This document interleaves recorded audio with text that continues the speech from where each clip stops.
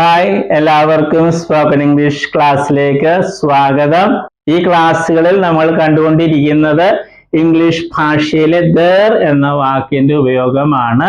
there എന്ന വാക്കിന്റെ അർത്ഥം അവിടെ എന്നുള്ളതാണ്, അത് നമുക്കറിയാം. എന്നാൽ ആ അർത്ഥം അവിടെ എന്നുള്ള അർത്ഥമില്ലാതെ വാചകങ്ങൾ ഉണ്ടാക്കാൻ വേണ്ടി ഇംഗ്ലീഷിലെ there ഉപയോഗിക്കും.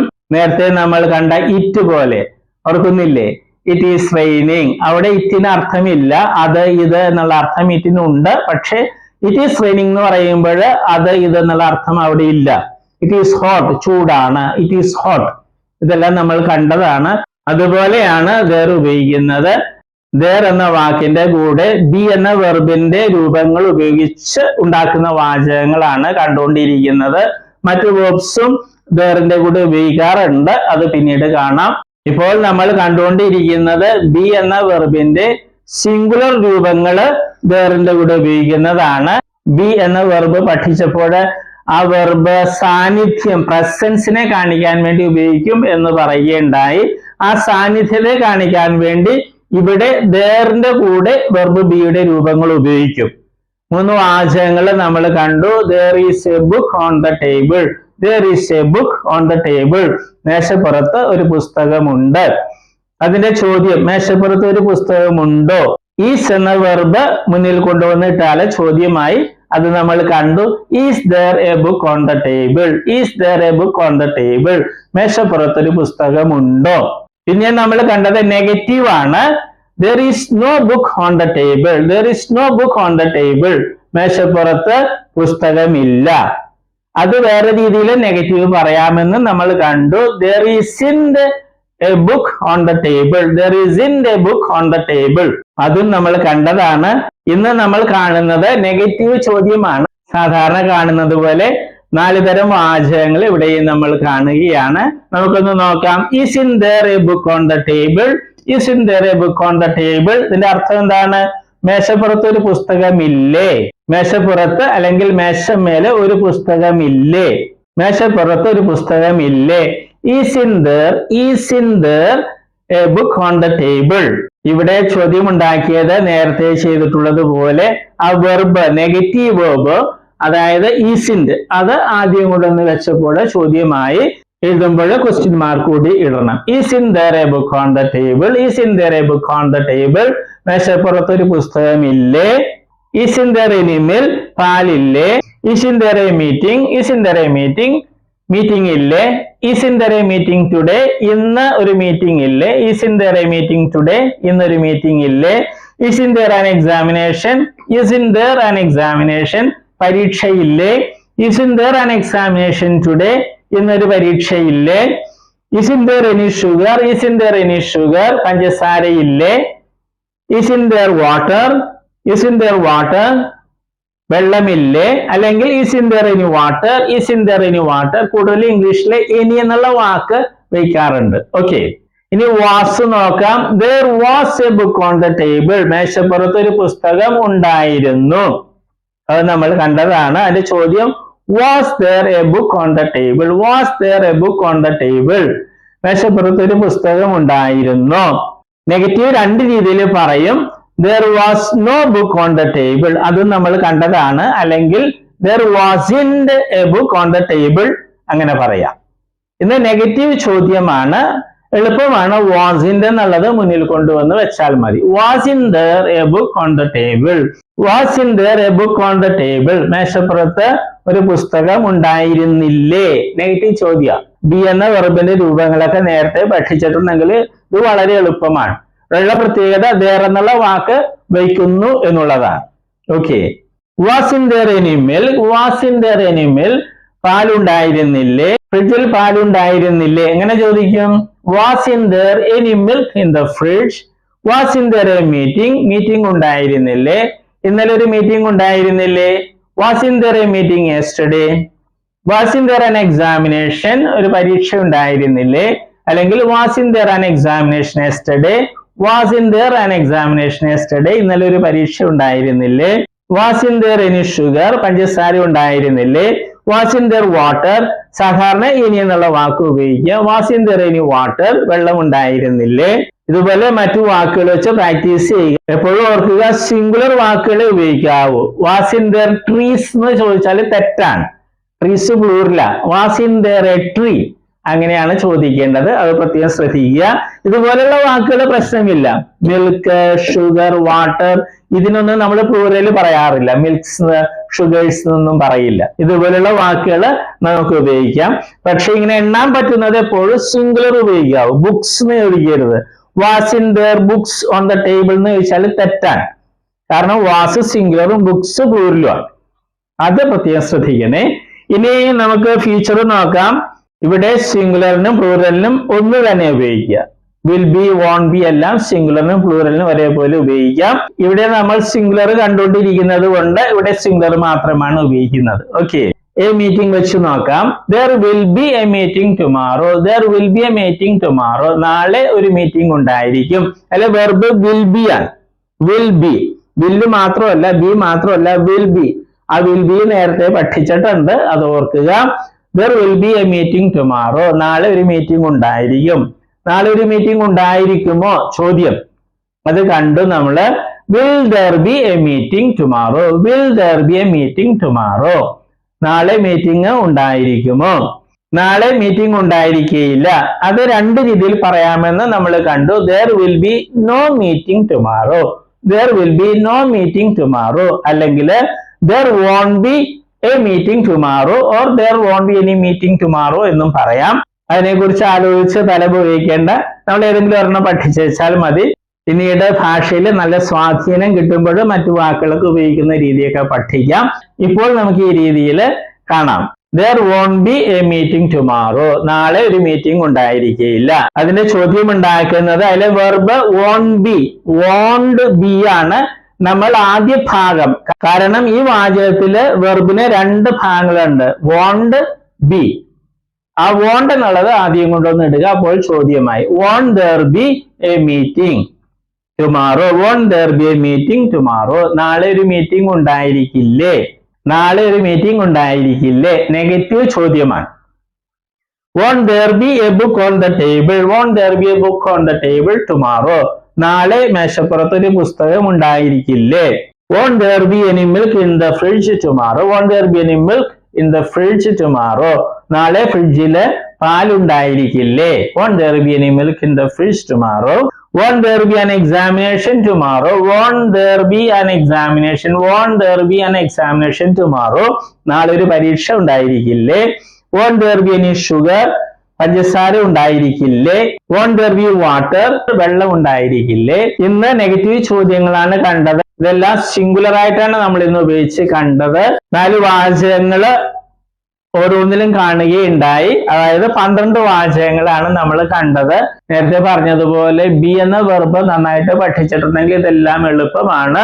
ഇവിടെ നമ്മൾ കണ്ട എല്ലാ വാചകങ്ങളിലും ദർ എന്ന വാക്കുണ്ട്. പക്ഷെ ആ ദർ എന്ന വാക്കിന്റെ അർത്ഥം അവിടെ, ആ അർത്ഥം ഒരു വാചകത്തിൽ നമ്മൾ പറഞ്ഞിട്ടില്ല. ഇങ്ങനെ വാചകങ്ങൾ ഉണ്ടാക്കാൻ വേണ്ടി ദർ ഉപയോഗിക്കുകയാണ്. ഇതിന് പ്രത്യേക പേരൊക്കെ ഇംഗ്ലീഷ് ഗ്രാമറിൽ പറയും, അതൊന്നും പഠിക്കേണ്ട കാര്യമില്ല. ഈ വാചകങ്ങൾ ഉണ്ടാക്കുന്ന രീതി പ്രാക്ടീസ് ചെയ്ത് പഠിക്കണം. എല്ലാ ക്ലാസ്സിലും പറയുന്നത് പോലെ നന്നായിട്ട് പ്രാക്ടീസ് ചെയ്യണം. ഒഴുക്കോടെ സംസാരിക്കാൻ പറ്റും ഭാഷ. ഓക്കെ, ഇനി വെർബിന്റെ ലിസ്റ്റ് ഉണ്ട്. എല്ലാ ദിവസവും കുറച്ച് വെർബ്സ് 4 ഫോംസും പഠിക്കാൻ പ്രത്യേകം ശ്രദ്ധിക്കുക. അതുപോലെ പുതിയ ഇംഗ്ലീഷ് വാക്കുകൾ, ഉച്ചാരണം, അർത്ഥം എല്ലാം പഠിക്കണം. അനായാസം, ഒഴുക്കോടെ, കോൺഫിഡൻസോടെ ഇംഗ്ലീഷ് സംസാരിക്കാൻ പറ്റും. Okay, all the best. നമ്മൾ വെർബുകളാണ് കാണുന്നത്. വെർബ്സ് എന്ന് പറയുന്നത് ക്രിയകൾ അല്ലെ, വരിക, പോവുക എന്നൊക്കെ പറയുന്നതാണ് വെർബ് അല്ലെ ക്രിയകള്. അപ്പൊ വെർബിന് അല്ലെ ക്രിയക്ക് ധാരാളം രൂപങ്ങളുണ്ട്. ഉദാഹരണമായിട്ട് മലയാളത്തിൽ എഴുതുക എന്ന ക്രിയ അല്ലെങ്കിൽ വെർബ് എടുക്കുക, അങ്ങനെ ഒത്തിരി രൂപങ്ങൾ. എഴുതുക, എഴുതും, എഴുതുകയാണ്, എഴുതിയിട്ടുണ്ടായിരുന്നു, എഴുതുവാൻ, എഴുതുമായിരുന്നു, എഴുതണമായിരുന്നു, അങ്ങനെയൊക്കെ ധാരാളം രൂപങ്ങൾ മലയാളത്തിലുണ്ട്. അതുപോലെ ഇംഗ്ലീഷിലുണ്ട് ധാരാളം ഫോംസ്, രൂപങ്ങളുണ്ട്. അതിൽ 4 എണ്ണമാണ് ഇംഗ്ലീഷിലെ ഏറ്റവും പ്രധാനപ്പെട്ട രൂപങ്ങൾ. അതേതൊക്കെയാണ്? ഫോം എന്ന് വെച്ചാൽ രൂപം. Base form, present form, past form, past participle form. ഈ 4 രൂപങ്ങളാണ് ഏറ്റവും പ്രധാനപ്പെട്ടത്. കാരണം ഇംഗ്ലീഷില് എല്ലാ ടെൻസ് എന്ന് പറയുന്നത് അത് മറ്റൊക്കെ ഉണ്ടാക്കുന്നത് ഈ 4 ഏതെങ്കിലുമൊക്കെ ഉപയോഗിച്ചാണ് ടെൻസും മറ്റും ഉണ്ടാക്കുന്നത്. അപ്പൊ ഈ 4 അറിഞ്ഞിരിക്കണം, എങ്കിലേ ഇംഗ്ലീഷ് സംസാരിക്കാനും എഴുതാനൊക്കെ സാധിക്കുകയുള്ളൂ. നമ്മൾ ഉദാഹരണമായിട്ട് ബേസ് ഫോം അല്ലേ, ഉദാഹരണമായിട്ട് റൈറ്റ് എന്ന വെർബ് എടുക്കുന്നു. അതിന്റെ അർത്ഥം എന്താണ്? എഴുതുക. പ്രസന്റ് ഫോമില് റൈറ്റ് ഉണ്ട്, റൈറ്റ്സും ഉണ്ട്. ഇത് പ്ലൂറലാണ്, ഇത് സിംഗുലർ ആണ്. ഇതിന്റെ അർത്ഥം എന്താണ്? എഴുതാറുണ്ട് അല്ലെങ്കിൽ എഴുതുന്നു. ഇത് രണ്ടുപേരെ അർത്ഥം മലയാളത്തില്. പല കുട്ടികളും പ്രസന്റ് ഫോമിൽ ചോദിക്കുമ്പോൾ അവര് എഴുതുക എന്ന് പറയും. അത് തെറ്റാണ്. ഈ പ്രസന്റ് ഫോമില് റൈറ്റിന്റെ അർത്ഥം എഴുതാറുണ്ട് എന്നുള്ളതാണ്. എഴുതുക എന്നുള്ളത് ബേസ് ഫോമാണ്. ഇത് ഒത്തിരി പേര് തെറ്റായിട്ട് സ്കൂളിൽ പഠിച്ചിട്ടുണ്ട്. പാസ്റ്റ് ഫോമില് അതിന്റെ അർത്ഥം എന്താണ്? വാക്ക് എന്താണ്? റോട്ട്. അതിന്റെ അർത്ഥം എഴുതി എന്നുള്ളതാണ്. പിന്നെ പാസ്റ്റ് പാർട്ടിസിപ്പിൾ ഫോം ഉണ്ട്, അതിന്റെ റൈറ്റിൻ്റെത് റിട്ടൺ എന്നുള്ളതാണ് ആ ഫോം. അതിന് പല അർത്ഥങ്ങളുണ്ട്, മാറി മാറി വരും. പിന്നെ ഒരു കാര്യം നമ്മൾ അറിഞ്ഞിരിക്കുക, ഈ ബേസ് ഫോമും പ്രസന്റ് ഫോം പ്ലൂറലും, ബേസ് ഫോമും പ്രസന്റ് ഫോം പ്ലൂറലും ഇംഗ്ലീഷ് ഭാഷയിലെ വെർബുകൾക്ക് ഒരെണ്ണത്തിനൊഴികെ, ബി എന്ന വെർബിനൊഴികെ ബാക്കി എല്ലാ വെർബുകൾക്കും ഒരേപോലെയാണ്. സ്പെല്ലിങ്ങും ഉച്ചാരണമൊക്കെ ഒരേപോലെ തന്നെയാണ്. ഏത്? ബേസ് ഫോമും പ്രസന്റ് ഫോം പ്ലൂറലും. അർത്ഥം വ്യത്യാസമുണ്ട്. ബേസ് ഫോമില് എഴുതുക എന്നുള്ളതാണ് റൈറ്റ് എന്ന് പറയുമ്പോൾ, പ്രസന്റ് ഫോമില് റൈറ്റ് എന്ന് പറയുമ്പോൾ എഴുതാറുണ്ട് എന്നുള്ളതാണ്. ഇംഗ്ലീഷ് ഭാഷയില് 1,70,70,000 വെർബുകൾ, ക്രിയകളുണ്ട്. അപ്പൊ അതില് ഈ വെർബ് ഒഴിച്ച്, ബി എന്നൊരു വെർബ് ഉണ്ട് ഇംഗ്ലീഷില്, അത് ഒഴിച്ച് ബാക്കി എല്ലാ വെർബുകളുടെയും ബേസ് ഫോമും പ്രസന്റ് ഫോം പ്ലൂറലും ഒരേപോലെ, ഒരേ സ്പെല്ലിംഗ്, ഒരേ ഉച്ചാരണം. ഓക്കെ, അതുകൊണ്ട് നമ്മൾ ഇത് പ്രത്യേകിച്ച് പഠിക്കില്ല. നമ്മൾ ഇത് 3 പഠിക്കുന്നത്. അത് നമ്മൾ സ്കൂളിൽ പഠിച്ചിട്ടുണ്ട് അല്ലെ. Come, came, come, go, went, gone, അത് തന്നെ സാധനം. പിന്നെ നേരെ ഒരു കാര്യവും കൂടി, ഇംഗ്ലീഷിൽ നേരത്തെ പറഞ്ഞു 1,70,000 വെർബ്സ് ഉണ്ട്. അതിൽ ഭൂരിഭാഗം വെർബുകളുടെയും ഈ പാസ്റ്റ് ഫോമും പാസ്റ്റ് പാർട്ടിസിപ്പിൾ ഫോമും ഉണ്ടാക്കുന്നത് ഈ പ്രസന്റ് ഫോമിന്റെ കൂടെ ഡി അല്ലെങ്കിൽ ഇ ഡി എന്ന് കൂട്ടിച്ചേർത്താണ്. ഒരിക്കൽ കൂടി പറയട്ടെ, ഇംഗ്ലീഷ് ഭാഷയിലെ ഒട്ടുമിക്ക വെർബുകളുടെയും പാസ്റ്റ് ഫോമും പാസ്റ്റ് പാർട്ടിസിപ്പിൾ ഫോമും ഉണ്ടാക്കുന്നത് ഡി അല്ലെങ്കിൽ ഇ ഡി എന്ന് പ്രസന്റ് ഫോമിന്റെ ഈ പ്ലൂറലിനോടുകൂടെ കൂട്ടിച്ചേർത്താണ്. അല്ലാതെ കുറെ വെർബ്സ് ഉണ്ട്. അപ്പൊ പക്ഷെ അതാണ് നമുക്ക് ഒത്തിരി ഉപയോഗിക്കുന്നത്. അതിലൊരു ഒരെണ്ണമാണ് ഇത്, റൈറ്റ്, റോട്ട്, റിട്ടൺ. ഇത് മൂന്ന് രീതിയാണ്. റൈറ്റ്, ഇത് വേറെ രീതി, റോട്ട്, ഇത് റിട്ടൺ. ഓക്കെ, അപ്പൊ നമ്മൾ ഇത് 3 പഠിക്കുള്ളൂ. നേരത്തെ പറഞ്ഞതുപോലെ ഇത് പ്രത്യേകിച്ച് പഠിക്കേണ്ട കാര്യമില്ല, ബേസ് അർത്ഥം അറിഞ്ഞിരുന്നാൽ മതി. ഓക്കെ, ഇപ്പൊ കമ്മിന്റെ അർത്ഥം എന്ന് പറഞ്ഞാൽ വരിക. ബേസ് ഫോമിൽ കം എന്ന് പറഞ്ഞാൽ വരിക എന്നായിരിക്കും. പ്രസന്റ് ഫോമിൽ വരാറുണ്ട് എന്നായിരിക്കും അതിന്റെ അർത്ഥം. ഉച്ചാരണവും സ്പെല്ലിങ്ങും ഒന്ന് തന്നെ ആയിരിക്കും. അപ്പൊ നമ്മളിത് 3 സ്കൂളിൽ നമ്മൾ പഠിച്ചിട്ടുണ്ട്. അത് ശരിയായിട്ടൊന്ന് മനസ്സിലാക്കണമെന്നേ ഉള്ളൂ. നമ്മളൊരു 16 ലിസ്റ്റ് വെർബുകൾ ഉണ്ടാക്കിയിട്ടുണ്ട്. ഏറ്റവും കൂടുതൽ ഉപയോഗിക്കുന്ന വെർബ്സ് ആണ്. ഇടിയും ചേർത്തതും ഉണ്ട്. പിന്നെ ഈ പ്രത്യേകതയുള്ള വെർബ്സും ഉണ്ട്. അത് നമ്മൾ പഠിക്കണം. വെർബുകളുടെ ലിസ്റ്റില് 8ാമത്തെ ലിസ്റ്റാണ് നമ്മൾ ഇന്ന് കാണുന്നത്. വെർബുകളുടെ ഏറ്റവും പ്രധാനപ്പെട്ട 4 രൂപങ്ങളാണ് base form, present form, past form, past participle form. അപ്പൊ ഇത് നമ്മൾ അറിഞ്ഞിരിക്കണം.